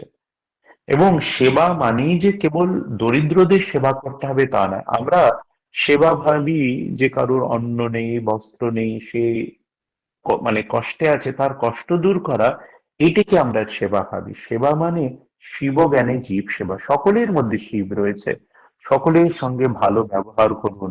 শ্রী শ্রী মা যেমনি বলছেন কারুর দোষ না দেখা, সকলের সাথে প্রেম প্রীতি সৌহার্দ্যপূর্ণ ব্যবহার করা, এইটা দিয়ে তো আমরা আরম্ভ করতে পারি। আমরা সকলের সাথে যদি সৌহার্দ্যপূর্ণ ব্যবহার করি, যদি স্বার্থপর না হই, তাহলেই তো এই জগৎটা একটা খুব সুন্দর একটা আধ্যাত্মিক জগতে পরিণত হবে। তা সেটা দিয়ে আমরা আরম্ভ করি না। স্বামীজি বলছেন to be good to do good is religion, এটাই করি না। দিনের প্রারম্ভে আমি নিজেকে বলবো আজকে যা কিছু করব তা যেন কল্যাণকর হয় আমার নিজের জন্য আর সকলের জন্য, কারোর অকল্যাণ যাতে না করে। এবং দিনের শেষে নিজেকে এই প্রশ্নটাই করব যে সচেতন ভাবে বা অবচেতন ভাবে আজ কারোর অকল্যাণ করিনি তো। এবং এমনি করতে করতে করতে করতেই দেখবো আমার জীবনের মধ্যে একটা অসামান্য পরিবর্তন আসছে। আধ্যাত্মিকতা আপনা থেকেই জেগে উঠেছে এবং ওটিই সেবা, ওটিই সেবা। দরিদ্র সেবা তো আছেই, কিন্তু এটিও একটি মূল কথা। ঠিক ঠিক মহারাজ, হ্যাঁ। মহারাজ, আমি হুম গোপালচন্দ্র মণ্ডল। আমার প্রশ্ন হুম হচ্ছে, রামকৃষ্ণ মিশনের যে শিক্ষা প্রতিষ্ঠানগুলি আছে সেখানে হুম বিবেকানন্দ, রামকৃষ্ণ এবং মাকে নিয়ে যতটা আলোচনা হয়, পড়াশোনা হয়, আমাদের জেনারেল হুম যে মানে স্কুলগুলো আছে ততটা হয় না। এইটা কিভাবে হুম। সম্ভব হবে? যদি করা যায় তাহলে তো আমরা অনেকটা এগিয়ে যাব। নিশ্চয়ই। কিন্তু অনেক সময় কি হয় যে যে অনেকে ভুল করে, তারা ঠাকুর মা স্বামীজিকে তারা হিন্দু ধর্মের প্রতিনিধি বলে মনে করে এবং তারা মনে করেন যে ঠাকুর মা স্বামীজিকে নিয়ে আলোচনা করলে বিশেষভাবে মনে হয় হিন্দু ধর্ম নিয়ে আলোচনা করা হবে। যারা এইরকম কথা বলেন আমার মনে হয় ব্যক্তিগতভাবে তারা ঠাকুরমা স্বামীজির জীবন ও বাণীর সঙ্গে তারা পরিচিত নন এবং সেই জন্যই তাদের এই ভুল ধারণা। ঠাকুরমা স্বামীজির জীবন ও বাণী তা আমাদের নিজেদের জীবনকে আরো তা উন্নত করে আধ্যাত্মিক দিক থেকে। তাই এটি অত্যন্ত প্রয়োজন। কেবলমাত্র রামকৃষ্ণ মঠ মিশনের কেন্দ্রেতে ঠাকুরমা স্বামীজিকে নিয়ে আলোচনা হবে বা আপনাদের মতন যে পাঠচক্র হবে তাই নিয়ে মানে যদি আলোচনা হবে, তাহলে কিন্তু ধীরে ধীরে সমাজে এর প্রভাব পড়বে না। তাই আমি, আপনারা যারা রয়েছেন এখানে, আপনারা তো সমাজের মধ্যেই রয়েছে, নানান জন নানান জায়গায় রয়েছেন। আপনাদের নিজেদের যে স্থান রয়েছে, যেটুকু শক্তি রয়েছে, একত্রভাবে বা ব্যক্তিগতভাবে, ব্যষ্টি বা সমষ্টিভাবে চেষ্টা করুন এই ঠাকুর মা স্বামীজির বাণী মানুষের কাছে নিয়ে যাওয়ার জন্য। একটা জিনিস আমার মনে হয় দরকার, যে আমরা যখন ঠাকুর মা স্বামীজির কথা অন্যকে বলি, আমরা একটু উপদেশমূলক ভাবে বলি, এটা করা উচিত, এটা ঠাকুর বলে গিয়েছেন, মা বলে গিয়েছেন, স্বামীজি বলে গিয়েছেন। আমাদের এই আধ্যাত্মিক আলোচনাটাকে একটু ইন্টারেস্টিং করতে হবে, একটু ইন্টারেস্টিং, একটু ইন্টারঅ্যাক্টিভ করতে হবে। হ্যাঁ, এবং এটি নিয়ে একটু ভাবতে হবে, এটি নিয়ে একটু নিজেদেরকে একসাথে বসে আরো ক্রিয়েটিভ ভাবে কেমন করে মানুষের কাছে আমরা এটা নিয়ে যেতে চাই, এটা নিয়ে একটু ভাবতে হবে। যেমনি ইউটিউবে, ফেসবুকে বা যেগুলোকে আমরা সোশ্যাল মিডিয়া বলি, এতে কিন্তু ঠাকুরমা স্বামীজির কথা তেমন করে নেই। স্বামীজি যেটাকে ম্যান মেকিং বলছেন, ক্যারেক্টার বিল্ডিং বলছেন, চরিত্র গঠনের কথা আমি কিন্তু তেমন করে খুঁজে পাই না। হুম। তাই মহারাজ, মহারাজ, চ্যাট বর্তমান বক্সে ধন্যবাদ। আরেকটা প্রশ্ন ছিল। মতন করে আমাদের নিয়ে যেতে হবে। Yes, বলুন। প্রণাম মহারাজ, একটা প্রশ্ন আমি আছে, আর- করবো? হ্যাঁ, নমস্কার। নিশ্চয়ই। হ্যাঁ, বলছি যে আপনি যেটা বললেন এই কথাগুলো খুব বাস্তব। একটা কথা আমার প্রশ্ন আছে, মানে এই যে বিষয়টা না, মানে পাঠচক্রগুলো বেশিরভাগ ক্ষেত্রে চলে, বেশিরভাগ, মানে আমি কাউকে অসম্মান করছি না, বেশিরভাগ বয়স্ক লোকগুলো মানুষেরাই পটচক্রের সঙ্গে আছেন। কেউ আমার কথাটা অশ্রদ্ধার চোখে নেবেন না, কারণ এই যে ইয়ং জেনারেশন যারা প্রশ্ন করছেন আমার দেখে খুব ভালো লাগছে, কিন্তু এই একটা সুতো আমার মনে হয় একটা লম্বা এই সুতোটাকে জোড়া দরকার। মানে এই যারা যারা আমরা আছি, মানে আমার বয়সও একটু বেশি আর কি, আমি 35, কিন্তু এই যে যারা 20-21, আমরা যদি একটা লম্বা চেন করতে পারি, যারা যারা এই পথে আছে, এই এই সার্কেলটা এবং স্বামীজির ওপর আলোচনা যদি বাড়াতে পারি, তাহলে মনে হয় এটা অনেকটা বেটার হতে পারে। কারণ ঠাকুর মায়ের ভাব আমাদের সংসারী লোকেদের জন্য অনেক বেশি অ্যাপ্লিকেবল। ছোটদের জন্য এদেরকে এটা বলতে গেলে ওরা মানে এই ভাবটাকে অনেক সময় নিতে পারেন না, বা কারণ আমি নিজেও পারতাম না। মানে আমার এক সময়, আমি যখন কলেজ লাইফ ছিল, আমার মনে হতো যে মানে ঠাকুরের কথাগুলো অনেক শক্ত, অনেক শক্ত এরকম মনে হতো, কিন্তু স্বামীজির কথাগুলো মানে নিতে পারতাম। এই যে আমরা এবং স্বামীজির এখন কিছু জিনিস পড়তে গিয়ে মনে হয়, যেমন বাণী রচনা পড়তে গিয়ে খুব কঠিন লাগে, বেশ কিছু জায়গাকে বুঝতে গেলে মনে হয় অনেকটা জল পেরোতে হবে, তবে অনেক খাটতে হবে, তবে গিয়ে বোঝা যাবে। কিন্তু এই সুতোটা মানে স্বামীজির ওপর ফোকাস কোথাও একটা কম বলে মনে হয়। আজকে এই বিষয়টা খুব সুন্দর বিষয় লাগলো, যে এটা যদি আমরা, এই যে যারা এখানে অনেকে ইয়ং রয়েছেন আর কি, 20-21 ছাত্রছাত্রী রয়েছে, তারা যদি একসাথে একটা সুতোর মাধ্যমে জুড়ে এটা নিয়ে আলোচনা, এবং এটা নিয়ে এই যে আপনি যে কথাটা বললেন ফেসবুক বা ইউটিউবে এটার উপর প্রভাব বিস্তার করা বা আমরা নিজেরা আর একটু ভালো করে পড়াশোনা করে এই জায়গাটাকে এগোনো, এটা যদি যারা যারা ইন্টারেস্টেড হচ্ছে এই হ্যাঁ, সুতোটাকে কিভাবে হ্যাঁ, জোড়া যায়? ঠিক ঠিক, এটা খুব ভালো কথা। এবং আমি বলবো যে আপনি এইটি যেহেতু এই যে চিন্তাটি, এই ভাবনাটি যেহেতু আপনার মধ্যে এসেছে, আমি আপনাকেই স্টার্টিং পয়েন্ট হতে বলবো। Let you be the starting point. এবং এই যে পাঠচক্র রয়েছে এর মধ্যে মাসিক তো পাঠচক্র হয়, অন্তত যদি সম্ভব হয় মাসিক একটা যুব পাঠচক্র করুন। একটা মাসিক যুব পাঠচক্র করুন। বিশেষ করে বাংলায় তো আমাদের অনেক কেন্দ্র রয়েছে, অনেক মহারাজ রয়েছেন, এবং সেই যুব পাঠ মানে সেই যুব পাঠচক্রতে ধীরে ধীরে for the youth, by the youth, of the youth করে আলোচনা আরম্ভ করুন। হুম, আপনারা যদি যুব পাঠচক্র কিছু করতে পারেন, আপনারা সময় নিন, তাহলে আমি এত দূরে থেকেও এখান থেকে যথাসাধ্য আমি করার চেষ্টা করব। এখান থেকে মানে ওই আপনাদের যুব পাঠচক্রে হয়তো মাসে একবার একটা এরকম আলোচনা চক্রে 1 ঘন্টার জন্য ভাগ না, আমি অত্যন্ত আনন্দের সাথে করব। হ্যাঁ, কিন্তু করতে হবে, আপনাদেরকে করতে হবে। আমরা অনেক সময় একটা একটা সাজেশন দিয়ে দিলাম এবং ভাবলাম অন্য কেউ করলে ভালো হয়। আমি বলবো যে স্বামীজির ইচ্ছায় যখন আপনার মধ্যেই ভাবনাটি এসছে, আপনি নিজেই একবার একটু চেষ্টা করে দেখুন প্লিজ। ঠিক আছে? আমি সেক্ষেত্রে একটু এই পাঠচক্র, আমি বেহালা পাঠচক্রের মানে ডাইরেক্ট লিঙ্ক নই, আমি একটু সিনিয়র যারা আছেন, যারা এর সাথে যুক্ত আছেন, তাদেরকে একটু অনুরোধ করব যে আমাকে একটুখানি কানেক্ট করে নিয়ে, মানে একটু কানেক্টটা করার, তারপর আমি না হয় কথা বলবো একটুখানি আপনার। নিজেদের মধ্যে আলোচনা করুন, দেখা যাক না। হ্যাঁ, স্বামীজির ঠিক ঠিক। আশীর্বাদে নিশ্চয়ই তিনি ঠিক।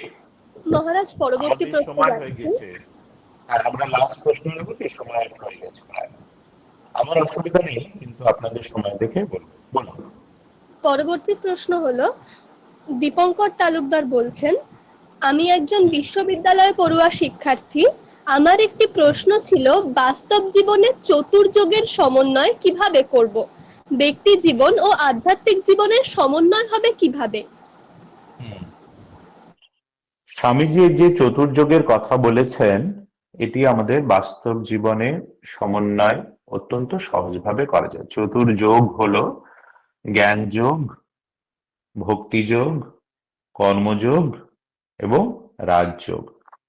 স্বামীজি একটি যোগের কথা না বলে চতুর্যোগের সমন্বয়ের কথা বলেছেন এই জন্যে যে আমরা যখন নিজেদের দিকে দৃষ্টি দিই তখন আমরা দেখি যে আমাদের এই যে মানব সত্তা, এর মধ্যে 3টি দিক রয়েছে বেশ স্বতঃস্ফূর্তভাবে, স্বকীয়ভাবে আমাদের মধ্যে আছে।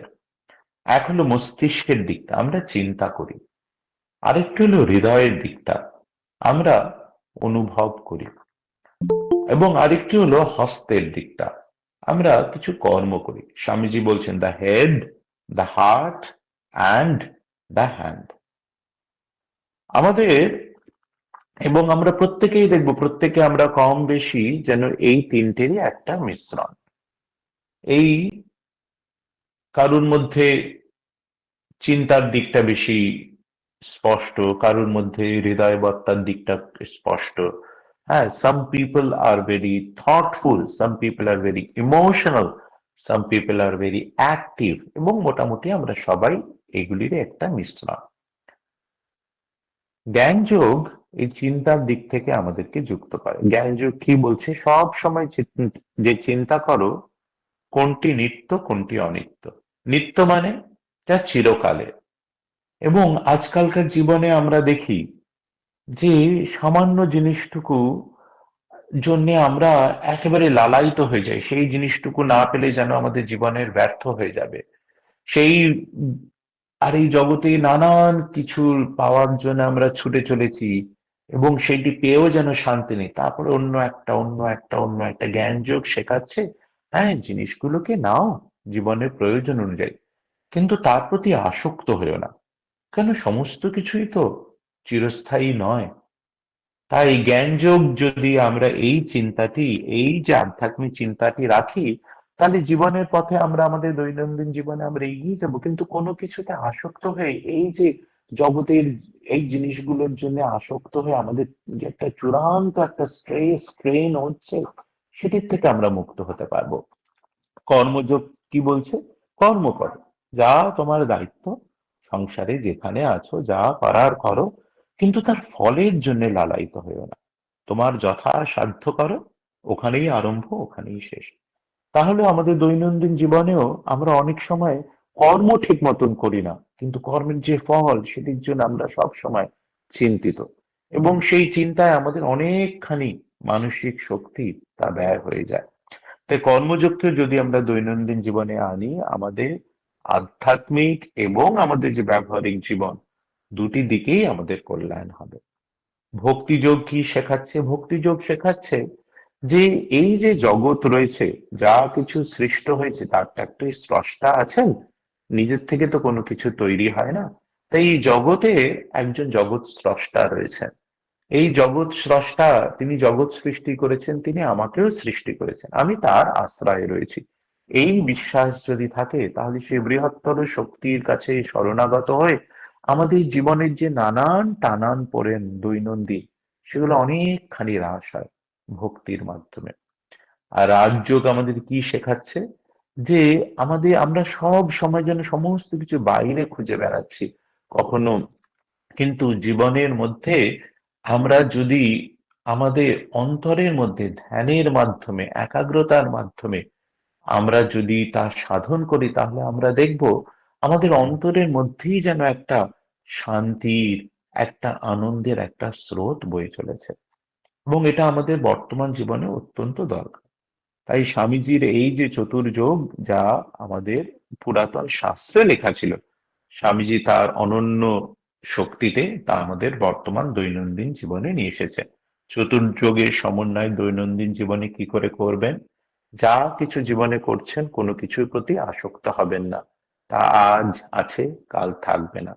এই জগতে আছেন, বিশ্বাস করুন, এই জগতের একজন স্রষ্টা আছেন, তিনি আপনাকে রক্ষা করছেন, তিনি রক্ষা করবেন, এই বিশ্বাস রাখুন। যা আপনার কার্যকর্ম দায়িত্ব সব করুন, কিন্তু তার বিফলতা সফলতার কথা চিন্তা করবেন না। আর প্রত্যেক দিন অন্তত কিছুটা সময় এই সমস্ত জগৎ থেকে নিজেকে কিছুটা সরিয়ে এনে, কিছুটা নীরবতার মধ্যে, নিস্তব্ধতার মধ্যেও নিজেকে খুঁজে পাওয়ার চেষ্টা করুন। এগুলো দৈনন্দিন একটু একটু করে প্র্যাকটিস করুন, স্বামীজির বই পড়ুন, তাহলেই ধীরে ধীরে স্পষ্ট হবে যে এগুলোকে আরো গভীরভাবে কি করে করা যায়। আমাদের হাতে সময় প্রায় শেষ, তবু চ্যাট বক্সে আরো দুটি প্রশ্ন আছে, প্রশ্ন দুটি পেশ করে প্রথম প্রশ্নটি বলছি। সোমনাথ ব্যানার্জি বলছেন, প্রণাম নেবেন মহারাজ, আপনার বক্তৃতা শুনে ধন্য হলাম। আমি বর্তমানে স্নাতকোত্তর পর্যায়ে পাঠরত। আমার প্রশ্নটি হলো, ভারতীয় বিপ্লবীদের জীবনের মূল মন্ত্র হয়েছিল গীতা এবং স্বামীজির আদর্শ। সেখানে দাঁড়িয়ে স্বামীজি প্রত্যক্ষ বিপ্লববাদকে ঠিক কিভাবে দেখেছিলেন সেটি একটু জানতে চাই।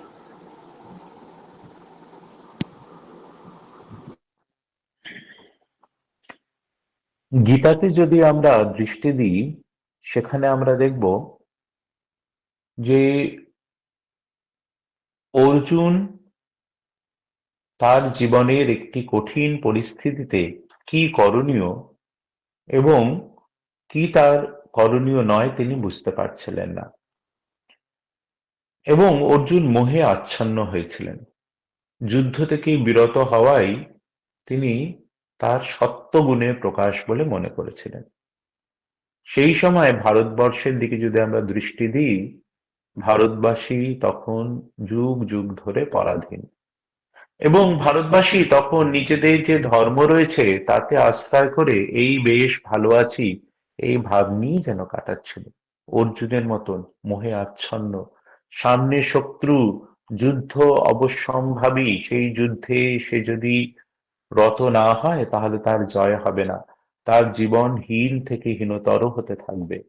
স্বামীজি গীতার সেই মূল বাণী, সে আত্মসম্মানের বাণী, নিজের শক্তিকে চিনে নিজের জীবনকে উন্নত করার জন্য যে শিক্ষা যা শ্রীকৃষ্ণ অর্জুনকে দিয়েছিলেন, স্বামীজি সেটি ভারত সন্তানদের কাছে নিয়ে আসলেন এবং তাদেরকে পুনর্জাগৃত করলেন যে যুদ্ধের সময় রয়ে গেছে, এখানে সত্যগুণে ভান করে তমগুণে আচ্ছন্ন হয়ে থাকলে চলবে না, উঠে দাঁড়াতে হবে এবং যা কর্তব্য তা করতে হবে।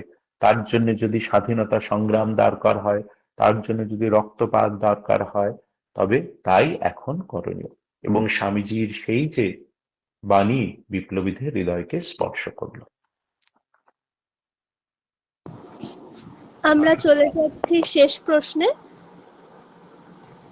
অয়ন চক্রবর্তী বলছেন, মহারাজ প্রণাম, স্বামীজি জীবনের সঠিক পথে চলার জন্য কোন কোন পদক্ষেপ গ্রহণ করতে বলেছেন?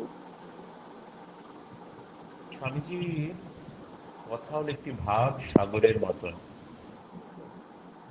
এবং স্বামীজির কোন কথাটা আপনার জন্য প্রযোজ্য ওটা কিন্তু আপনাকে খুঁজতে হবে। আমি বলবো যে স্বামীজির বই পড়ুন। স্বামীজির বই পড়তে পড়তে কোনো কোনো কথা আপনার মনে হবে যে প্রেরণাদায়ক, কিন্তু তেমন ভাবে যেন আপনাকে স্পর্শ করছে না, নাড়া দিচ্ছে না।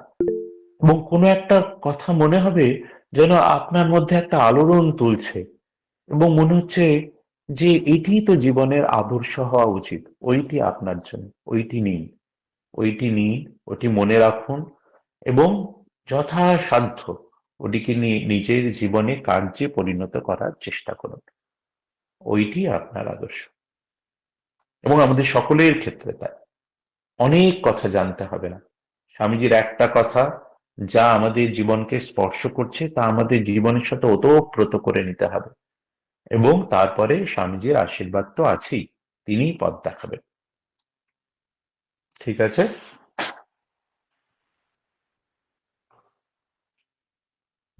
প্রণাম আমরা মহারাজ। এখানে অনেক ধন্যবাদ মহারাজ, প্রণাম নেবেন।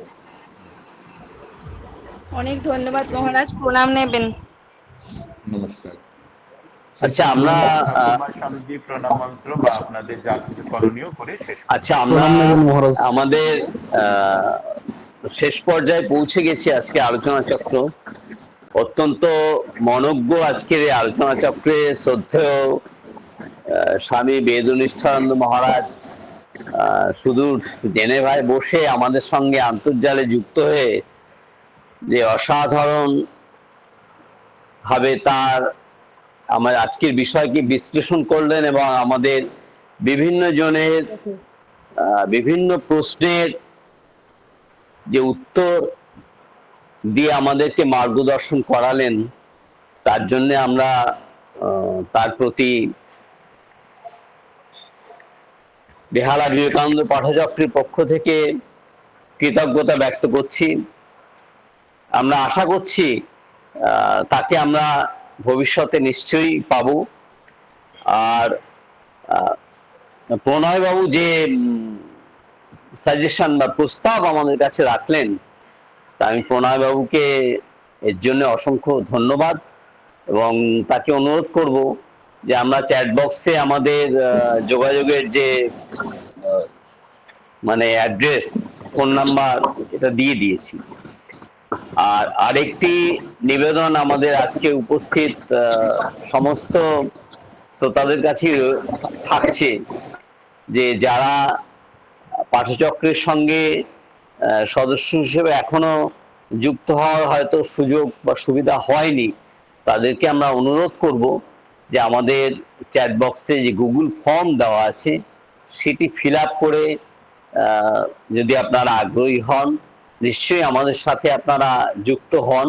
আপনি যে প্রান্তেই থাকুন না কেন পশ্চিমবঙ্গের, তাহলে যে কাজ স্বামীজির যে কাজ আমাদের শ্রদ্ধেয় মহারাজ করার জন্য আমাদের আহ্বান জানালেন, সেই কাজ আমরা ব্যক্তিগতভাবে হোক সংঘবদ্ধভাবে হোক কিভাবে কি করা যায় তা নিয়ে আগামী দিনে নিশ্চয়ই একটি পরিকল্পনা আমাদের অবশ্যই থাকবে।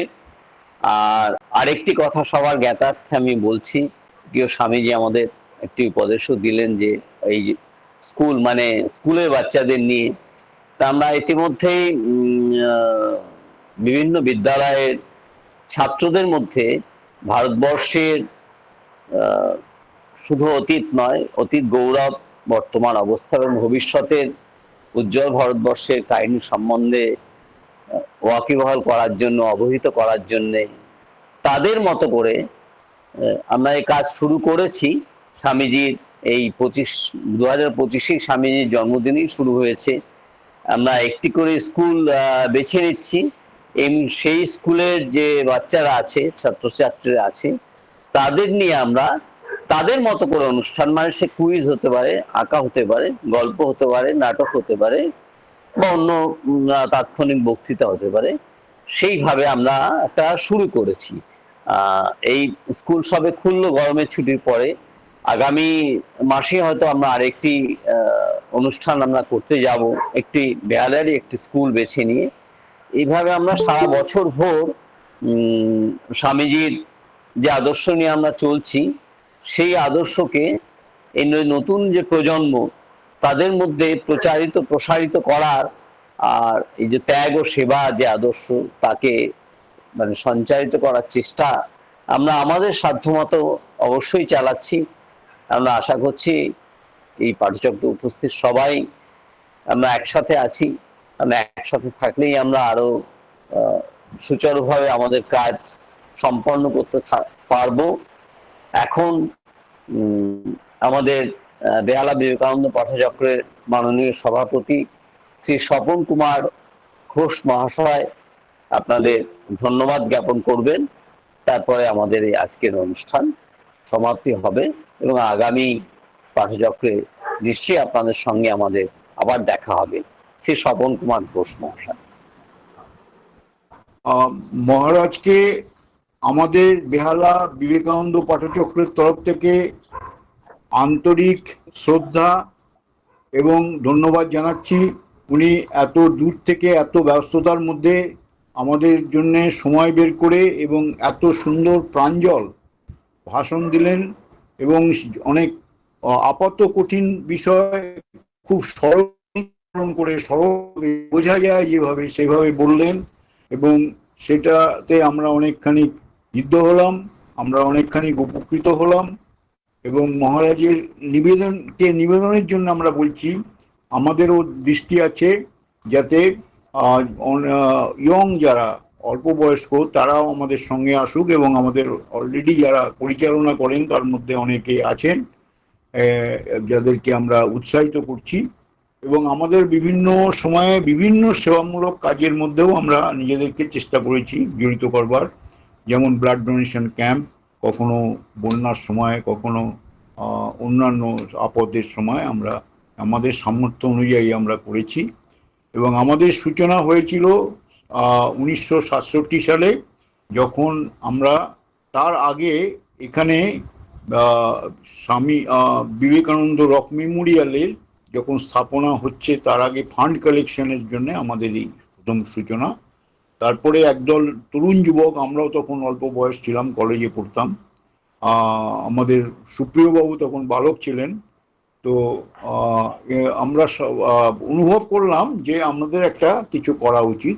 সেই প্রেরণা থেকেই আমাদের এই বিবেকানন্দ পাঠচক্র শুরু হয় এবং এই পথ চলার এতদিন 57 বছর অতিক্রান্ত হয়েছে। এবং বিভিন্ন সময়ে আমরা মহারাজদের এবং আরও সুধী মণ্ডলীর আমরা সহযোগিতা পেয়েছি, উপদেশ পেয়েছি, সাহচর্য পেয়েছি, এবং সঙ্গে আমরা অনেক সুধী মণ্ডলীকে, তরুণী সবাইকে পেয়েছি। তাই আমরা এইভাবে চেষ্টা করে যাচ্ছি এবং ওনাদের আশীর্বাদে, মহারাজদের আশীর্বাদে আমরা আগামী দিনেও আমাদের কার্যক্রম চালিয়ে যাব। এবং আজকে যে কোনো সাজেশন দিলাম সেগুলো আমি নোট করেছি, সেগুলো আমরা আমাদের কাজের মধ্যে প্রতিফলিত করবার চেষ্টা করব। সবাই যারা যোগদান করেছেন, ঠাকুর শ্রী শ্রী রামকৃষ্ণ, মা শারদা, স্বামীজি, অনুরাগীদের সবাইকে অসংখ্য ধন্যবাদ, অকুণ্ঠ ধন্যবাদ জানিয়ে, মহারাজকে প্রণাম জানিয়ে আমি আমার বক্তব্য শেষ করব।